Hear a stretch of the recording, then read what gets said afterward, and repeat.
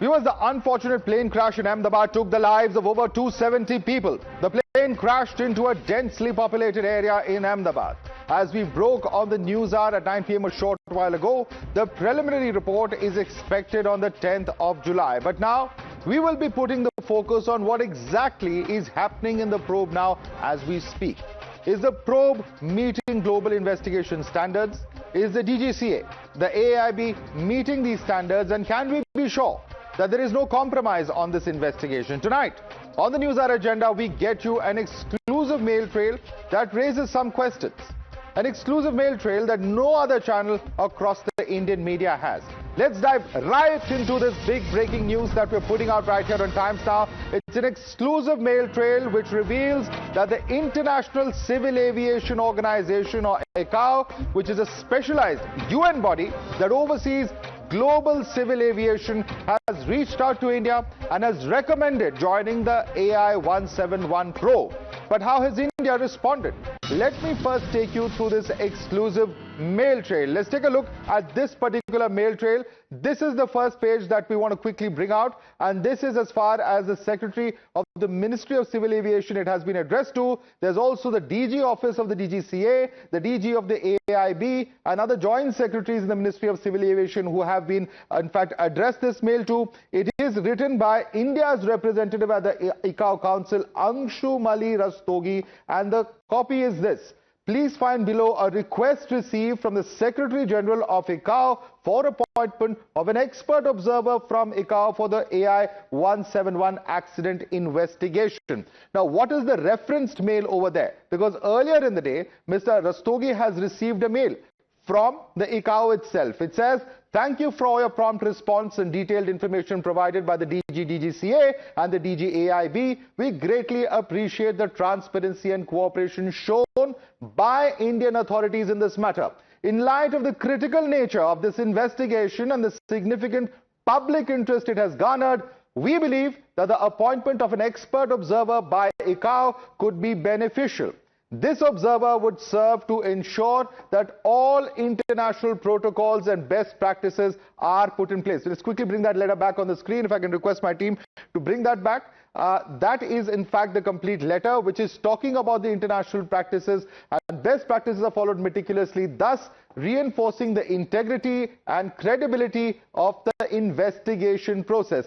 There is another two lines in this. They say that we've seen the value of such appointment in previous investigations, where the presence of an expert observer has facilitated smoother communication and coordination amongst the involved parties. The observer would not only provide technical expertise, but also help in maintaining an unbiased perspective throughout this investigation. We kindly request Indian authorities' agreement to this proposal, as we believe it will greatly enhance the efficiency and effectiveness of the ongoing investigation. ICAO remains fully committed to supporting Indian authorities and is ready to provide any additional assistance required. Thank you once again for your cooperation and understanding. We look forward to your positive response. Who's it signed by? Warm regards, Juan Carlos Salazar. Who is this person? He just happens to be the Secretary General of the International Civil Aviation Organization. Now, there are several questions that actually emerge from all of this. Was the International Civil Aviation Organization, which wrote to India, it had reached out to India, was it not allowed to join the AI-171 probe? What do we know? From the public domain, we know that AAIB and NTSB are going to be doing this investigation. Is there any particular reason that ICAO is not part of the probe? What is the government's position at the moment? We have reached out to experts to try and find out. These were the questions, because ICAO in many ways is seen as the global watchdog, the global setter of standards, as it comes under the aegis of the United Nations, and pretty much the reason why we have global standards maintained across the world when it comes to civil aviation. Now, we have our reporters joining us. I'm going to get a quick update from our reporters as well.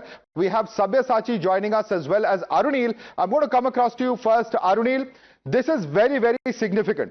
Because you have a situation where the ICAO has written to the government of India through the aegis of its ICAO representative, and this letter has been accessed exclusively by Times Now. Now, ICAO is the International Civil Aviation Organization. Yes, the NTSB is the supreme authority in the United States, but would it hurt to have a body such as ICAO? And if it was denied participation, or not, we don't know the exact status, at least it appears from the government press release that it's not part of the investigation. Why so? Do we know? And what would be the benefit if they were part of it? Arunil. Well, Madhav, this is a significant development. Basically, we are breaking for our viewers. It raises a serious question on the effectiveness as well as the credibility of the investigation that has been carried out. Civil Aviation Minister of Union Civil Aviation Minister Ram Mohan Naidu has basically confirmed, saying that the Union Home Secretary Govind Mohan, under his aegis, a separate special committee has been formed, but the investigation is being led by the AAIB, Aircraft Accident Investigation Bureau.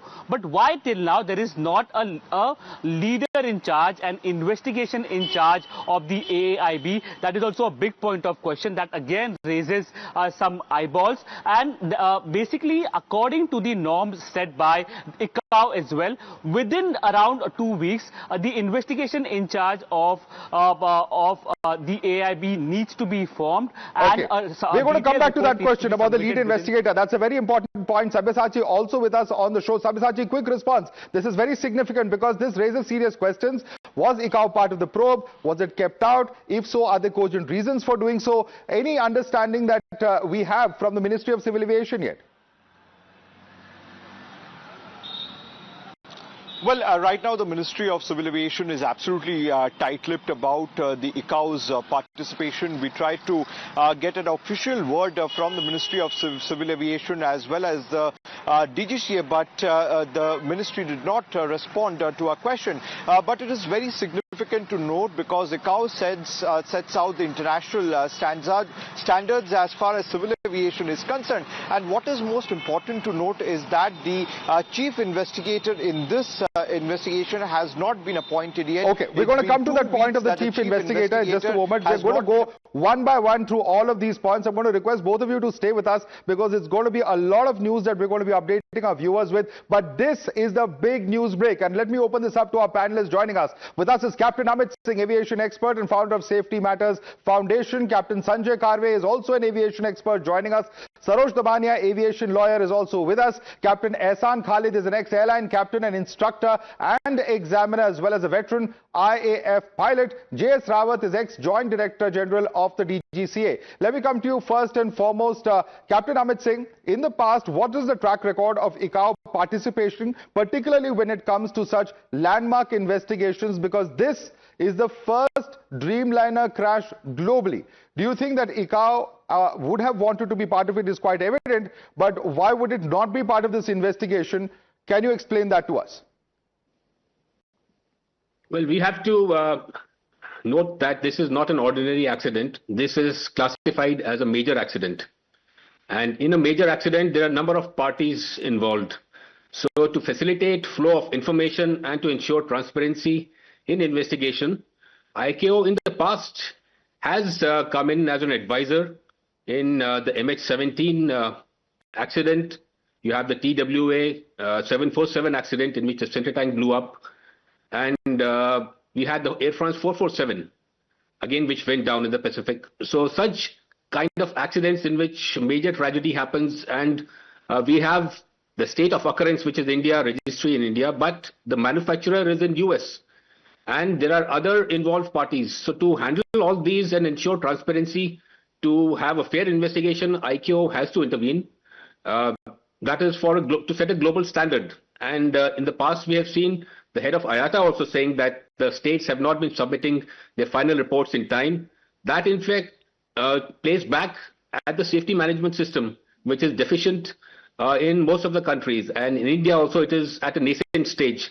So at this stage, we need some kind of supervision and advisory from ICAO. Okay. Mr. J.S. Rawat, do you agree with that? That we need the supervision and the advisory by ICAO? Or is, our own system here domestically strong enough to deal with that? Mr. J.S. Rawat, your views.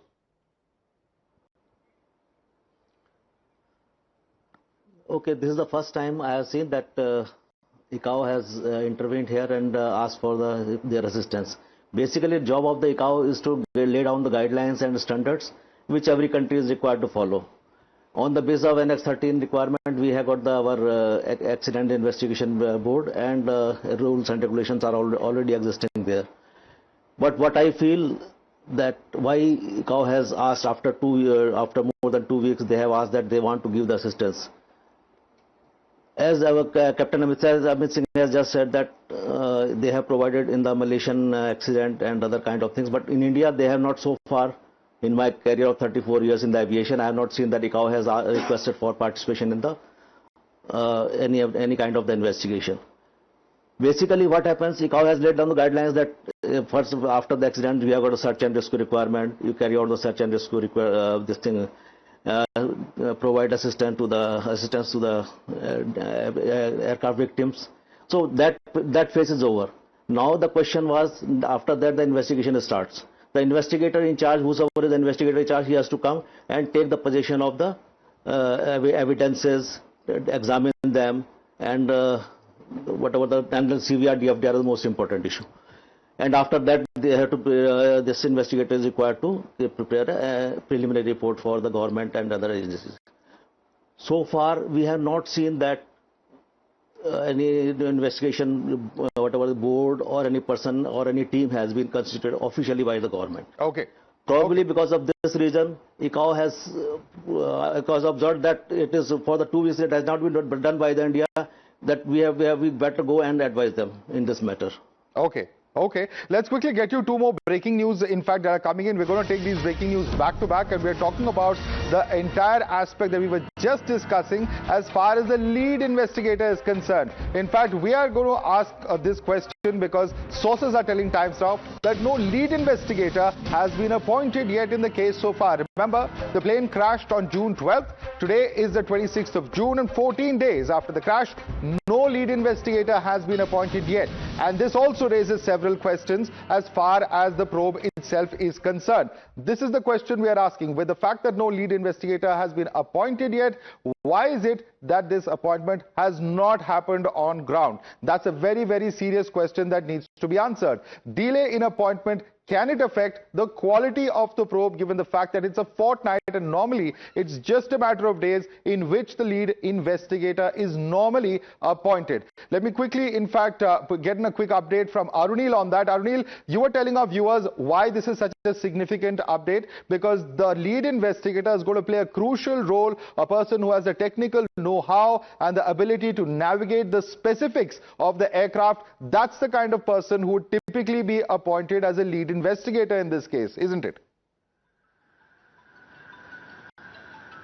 Well, Madhav, 274 innocent lives have been lost. If India's aviation investigators were so proficient in their investigation, by at least till now, we would have had some kind of an answer. ICAO is basically a non-partisan global body, basically under the aegis of the United Nations. They are not being made part of the investigation, despite them writing to India, that is DGCA as well as the Civil Aviation Ministry. The AAIB, Aircraft Accident Investigation Bureau, that is leading the investigation in this, and AAIB's lead investigator is not been appointed as yet. According to the norms of ICAO, it basically mentions that within 2 weeks of the accident that has taken place, the lead investigator needs to be appointed, and within 30 days that the accident has taken place, a detailed report needs to be submitted to ICAO. It basically raises serious questions. Why ICAO is not being made part of the investigation, and according to the norms of ICAO, that how a lead investigator needs to be formed, that is not yet been appointed by India as yet. Stay with us, Arunil, because there's another news break coming in on the Newshour Agenda. Top sources are telling Times Now that AAIB headquarters in Delhi has restricted access since the black box was brought into the premises. Till then, the AAIB headquarters largely had more relaxed norms, but the AAIB headquarters has almost completely been restricted now, is the information coming in. So therefore, the question that then arises is that why is the entry being restricted at the AAIB headquarters now? What has prompted the move after the black box confiscation? Is it purely for security? Are there other concerns? Let's quickly take this across to Sabyasachi, who's joining us. Sabyasachi, you've been to the AAIB headquarters a number of times over the past several days. What exactly is the change that you've seen on ground? Well, that's right. See, after the black box has arrived here in the national capital, after which there has been certain restriction that has been in place from the Ministry of Civil Aviation. Now, these measures are put across for safety reasons, because we had seen that when the black box was being brought in from Ahmedabad to the national capital, it was brought in under strict security, and continuous monitoring was also being done. And once it had reached the AAIB lab here in the national capital, the restriction, the movement restriction has been implemented at the AAIB headquarters here in the national capital, and without any valid access, they are not allowing anybody to get inside the AAIB headquarters here in the national capital. Now, I have spoken to some of the sources within the AAIB. They suggest that because of security concerns and security reasons, this particular move has been taken. It's security concerns, that's the official reason. Is that the reason that's going to pass muster with our guests? Let's quickly take this across to our guest. Captain Karve, if I can bring you in, even if you are to give the benefit of doubt to the AAIB, that's due to security concerns. I mean, there are transparency concerns and so on and so forth that are always there when it comes to such probes. But there are very, very serious questions as to why is there no lead investigator in this? And of course, the question now that arises as to what ICAO's role should have been, because it's highly unusual, as Mr. Rawat is telling us, for ICAO to reach out to countries and say, look here, we think we should be part of this probe. Well, Madhav, I think AIB is right in restricting entry or access to their headquarters or office. Because when people start moving in and out, they will get piecemeal information. Rumors start flying fast. You know, there are 274 plus families who are waiting for news. And every day you will start getting some false news. Someone has heard a word or a sentence being passed across. That gets amplified, magnified, and which comes out of the office, and it is quickly thrown around everywhere. So one way I feel AIB is right, till the time the preliminary report comes out, it is best to leave it aside. As far as ICAO is concerned, I am really not certain. When the MH, your Boeing 737 MAX, 2 accidents took place exactly similar. Did ICAO reach to any of these countries that they would like to take part? There was a serious flaw in an aircraft design. Did ICAO reach to any one of these nations saying, look, I want to be part of the investigation? Why is it that they are interested in an investigation which is being held in India? I have nothing against ICAO. Now, ICAO has SARs, which are standard and recommended practices. Please understand, they are not legally binding. They are recommendations. They are advisings. So, ICAO cannot insist legally that they need to be part of it. As per the Chicago Convention, they are recommendations. They are standard and recommended practice. The moment you say recommended, it is not legally binding. Okay, I think Captain Amit Singh disagrees with you. Let's get in a quick word. He's nodding his head quite vigorously. Captain Amit Singh, your response. These standards, India is a signatory to the Chicago Convention. So that is where the genesis is. Chicago Convention, Article 26 states that after an accident, an investigation has to be instituted by the state. Instituted means an order has to be issued and notified. In our case, it is generally a gazette notification. In the past also we have seen an order issued and gazette notification. So, and Article 36 of the convention says that ICAO standards will be applicable to the state unless the state files differences. India has filed nil differences with the ICAO standards. So all those standards which are not there in the Accident Act of 2017 will be applicable. So that is some clarity which is required. And to clarify, the first thing which happens is that a lead investigator has to be appointed. That is when the investigation starts. But before that, we have preliminary investigation, which is only collection of evidence and classification of the accident, which can be done by anybody else. But a lead investigator will actually start the process.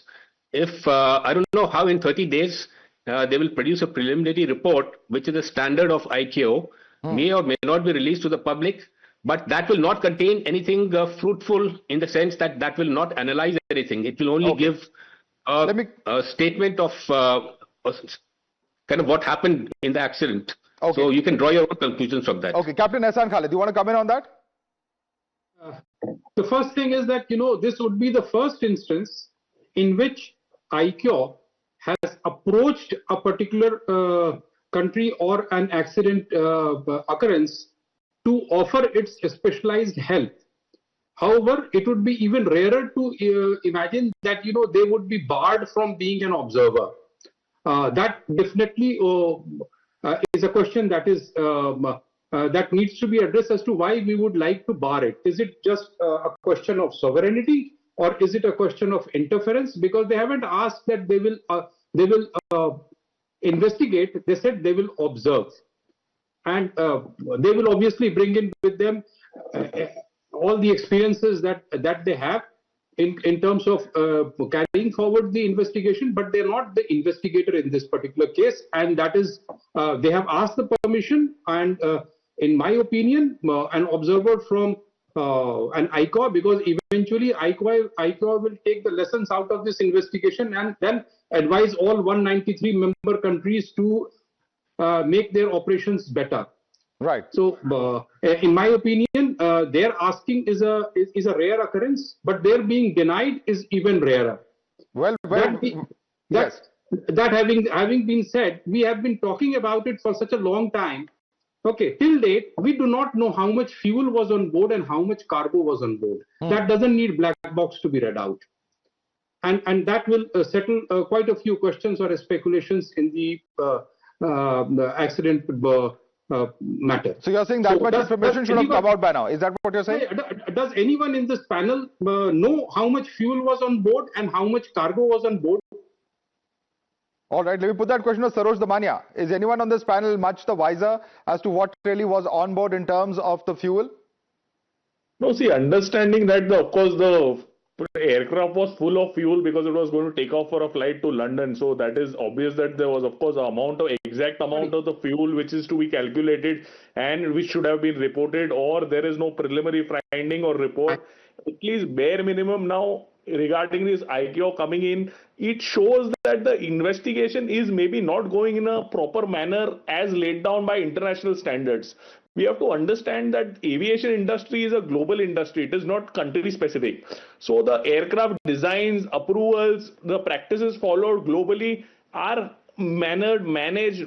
There are a lot of organizations such as ICAO who are global organizations consisting of various countries. And they have laid down guidelines. These guidelines have been accepted by various countries, including India, by various conventions such as the Chicago Convention, and India is signatory to various things, so it is applicable directly. All right, all right. Let me quickly... can't say that we don't want to follow this. So yeah, okay. Certainly there are global concerns over here as well, not just Indian concerns, and both will have to be perhaps addressed. But let's get you some more breaking news. This is the first exclusive news break here on Newshour Agenda. Top sources in the civil aviation department are telling Times now that there's actually a shortage of experts in this domain as far as the AAIB team is concerned.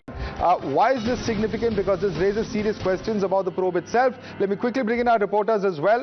Lack of black box experts on the AAIB team. Questions emerge of the quality of the probe into the crash. Is it being compromised? Is the obvious question that arises. Should international experts then be involved? Is another question that comes to mind. Sabyasachi, sources telling Times now that there are serious questions about those who are in important roles in the AAIB about their knowledge in terms of the technical domain is concerned. We do have the NTSB, which is welcome. They are the global body as far as they are the United States' top transport safety body in that sense. But at the same time, AAIB's own officials, there are questions about whether there should be more experts who are part of it. Sabyasachi. Well, that's right. See, the multidisciplinary committee which has been formed, which is the AAIB is there, the aviation medicine specialist is there, the ATC worker is there, and along with other staff. Now, what is important to note is that the ministry has not issued an official gazetted notification about the members who are part of this committee. Now, as per the sources, there are several other vacant position in this specifically regarding the technical staff staff or a trained pilot of 787 who is expert in Dreamliner. These places are not being filled. So clearly sources tell Times Now that there has been these vacant places in the committee, and that is the reason most probably like the government has not issued a gazetted notification in this regard, but clearly that raises a lot of questions as to why that notification has not come out. Indeed, relevant questions coming out, Sabyasachi. But Arunil, there are more breaking news coming in. Stay with us. There are multiple questions. We have posed them to DGCA officials and they have been extremely tight-lipped. They are declining to comment as far as our questions and our queries are concerned. Why is the aviation regulator silent? Because the aviation regulator has also been named as far as this particular email is concerned. Should the aviation regulator come out and make its position clear is a question indeed. Arunil, very significant. The DGCA is the regulator. Of course, it's not the one carrying out the probe. That's under the aegis of the AAIB. But since the ICAO letter mentions the DGCA, should DGCA also be coming out to clarify? For the moment, they're extremely tight-lipped. Well, certainly, yes, Madhav. We were reporting from on ground as well, basically from the crash site. DGCA officials were very much present with the AAIB officials. Now, you asked a question about how much fuel was present inside the ill-fated aircraft. Home Minister Amit Shah on the day of the crash had made it clear that there was more than 1.25 lakh litre of fuel that was there inside. Several glaring questions also clearly come to the fore. Several agencies that also includes officials from Boeing, also basically includes officials from United States, United Kingdom were present at the crash site. Why basically this letter, which is extremely significant from ICAO, was not being considered enough by DGCA as well as by India's Civil Aviation Ministry, that also becomes extremely significant with respect to the investigation that has been carried out. Whether there is transparency in the investigation, credibility in the investigation and any effectiveness in it as well. All right, stay with us because there's more breaking news. In fact, we've reached out to the Ministry of Civil Aviation as well, and when we pose these questions to Civil Aviation Ministry, they have remained largely tight-lipped. Sabyasachi, you have approached several officials in the Civil Aviation Ministry, including spokespersons, but they have not come out, or at least those in charge of information there, but they haven't yet responded to this. Any reason why? Well, that's right. See, the Ministry of Civil Aviation has not responded to the queries that has been put across by Times Now, and several detailed questions were put across to them, but they are yet to answer because we have been trying to reach. See, once the black box had reached India, had reached the national capital, the AAIB has restricted its access to media persons, and when we tried to reach out to the Ministry of Civil Aviation regarding ICAO reaching out to the ministry for its participation, and also regarding why there hasn't been a gazetted notification that has been issued by the ministry till now, but all these questions have been unanswered by the ministry so far. All right, thanks so much, Arunil, as well as Sabyasachi, for getting us all those breaking updates here as far as the probe is concerned. We'll continue to track all these stories tomorrow as well, right here on Times Now. But for the moment, let's slip right back to our guest. Captain Karve, would you like to come in on this? Because if there are vacancies in the AAIB, as far as technical expertise is concerned, one would imagine now's the best time to fill up those vacancies. What do you have to say, sir? I totally agree with you, but as a short-term measure, especially for this particular inquiry, India must look out for domain experts from engineers, pilots, and technical experts who can read the black box and get the details of the 787 Dreamliner. I think USA being the manufacturer and one of the largest operators of 787, there is absolutely no harm in asking FAA or NTSB or from a government to government, that is from government of India to US government, to provide us some technical expertise with relate to the black box and 787 specifically. It is essential, and there is no shame in asking for help when we do not have domain expertise on this particular. AAIB obviously overnight cannot build in expertise. It will take time, but we need to follow this procedure to get an answer to the existing problem. All right, let me bring in fact, Mr. J.S. Rawat on this. Mr. J.S. Rawat, why would you think that at a time like this, of course, it's nobody's case that the black box has to go outside of India. That's certainly not the case. But here in India itself, we have to do a probe which the world is going to see. As we know, it's a landmark investigation, the first big crash of a Dreamliner. We certainly have to ensure that the probe is above any kind of questioning, and certainly the AAIB is well equipped with the best of technical experts. We are the third largest civil aviation market at the end of the day, and certainly all will cooperate.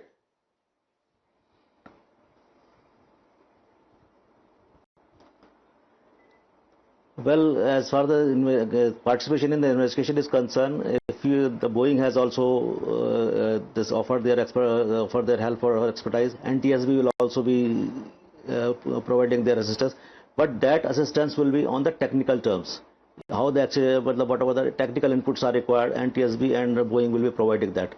But what ICAO letter has come to the state, they say that because they will help in only ensuring that DGCA, this investigation is carried out in line with the ICAO Annex 13 guidelines. I think because everybody is raising a question that no lead investigation has been appointed so far. No DFDR has been decoded so far. CVR has not been decoded so far. So, and lead investigator has not been able. So ICAO is also worried about that this investigation is not being done as per their guidelines. So that is their primary concern. Then they have returned to the state because they consider DGCA as a state, because they do the correspondence, all correspondence with the state. So that's why they have returned to the DGCA and to the government also. Right. So DGCA being the nodal agency, no surprises that they have written to the DGCA, the DGAIB, the government, all have been in fact, have been marked on the final email. But if I can bring you in, Captain Ehsan Khalid, what should be done in this particular case? As you rightly mentioned, it's rare for ICAO to reach out like this, and ICAO only participates in probes when the state allows it. At the end of the day, it is a function of the state. Their only job is when it comes to certification of certain standards, and we have seen how they have upgraded, downgraded various regulatory bodies globally in the past. What now can be done in a situation like this to ensure that there are no questions asked? Because for those 270 families, they require answers, they need justice.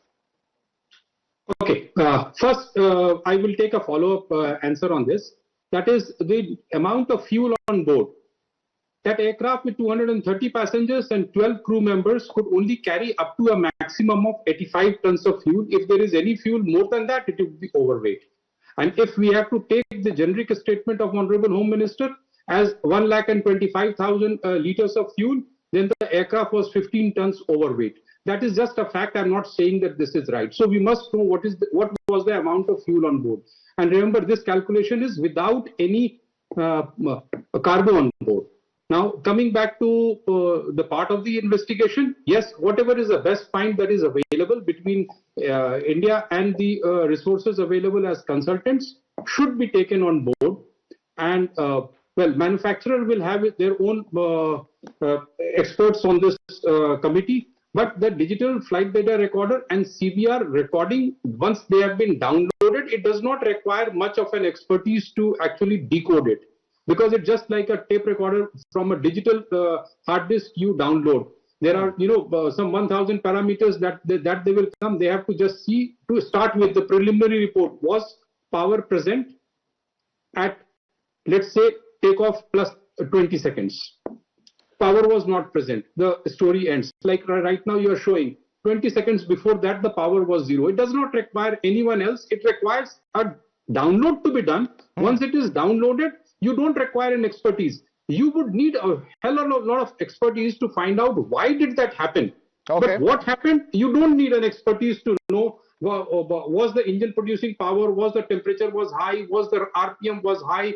Was there a wrong selection of control surfaces? These are things which will just come out of it A, B, C, D. Okay, let me put a question across to Captain Amit Singh. Captain Amit Singh, I'm reading out from ICAO's own website, and ICAO itself states that the interpretation and implementation of ICAO standards and recommended practices and other guidance materials is a sovereign regulatory responsibility of state authorities. This includes all matters pertaining to aviation safety, security, sustainability, consumer protection, as well as complaints about airlines, airports, or border services. The question is that when ICAO itself says that it's the state's responsibility, does ICAO then have a role, or is the final word with the state? Captain Amit Singh. Well, ICAO is a global body which is looking at all the member states and the implementation of safety. In 2022, they conducted an audit. So they conduct regular audits on the states, and they issue basically certain numbers, EI percentage, which has risen in case of India from 72 to 84, which can also be contested. But the standards which are laid down by ICAO, it is upon the state to either implement it fully or modify it to their requirement. But at least they have to inform ICAO and other states that these are the differences. India has filed no differences, which means by default we will be doing it. And second point to be noted is when you talk about USA conducts an open investigation and the whole docket is put online, which means if you want to investigate an accident, the docket available online will have all the investigation reports. Anybody can go and read them. All the safety experts in the domain can offer their help. But India conducts a closed door investigation. When you conduct a closed door investigation and not appoint the lead investigator, then of course the suspicion is quite high and increasing. Towards the fairness and transparency of the accident investigation. The concerns are of fairness and transparency. Do you share those concerns, Mr. Damania? That has to be there. The International Standards Authority, when wanting to participate, should be allowed to participate. And what you read out from the ICAO website, it states that these are the minimum requirements a country should have. And the state is bound to accept, or some states might even have better standards than the ICAO standards. So that is acceptable. So that is the interpretation of the wordings which you have just read. So that is the better standards. Nobody is going to bar you from doing something more than what you are basic required to do. But at least this is minimum international requirement which has to be followed. And India is maybe lacking in it. That is why ICAO wants to step in. They just want to come in and guide. There is no harm in taking guidance from an international body. It is not going to harm the investigation. It is going to help and support and build on a better investigation with a better role. Because lead investigation is Gentlemen, it's been a very, very interesting debate. There are several questions that will come out of it. Will the DGCA respond? Will the Civil Aviation Ministry respond? Will the AAIB respond? Those are certainly some of the questions that deserve answers, because the nation deserves answers. Let the investigators take their time. There is no problem. But the investigation and the probe itself has to certainly be of a standard where there are no questions once that probe happens. We've seen this in several cases, that once a probe happens and there are all sorts of noises coming in, I think it would be an insult to all of those people who lost their lives and their families to have any such query coming in as far as this probe is concerned. And that's the only reason why this is a very, very significant story. The entire nation is watching this probe. Thank you so much, Captain Amit Singh, Captain Sanjay Karve, Saroj Damania, Captain Ehsan Khalid, and Mr. J.S. Rawat for joining us this evening.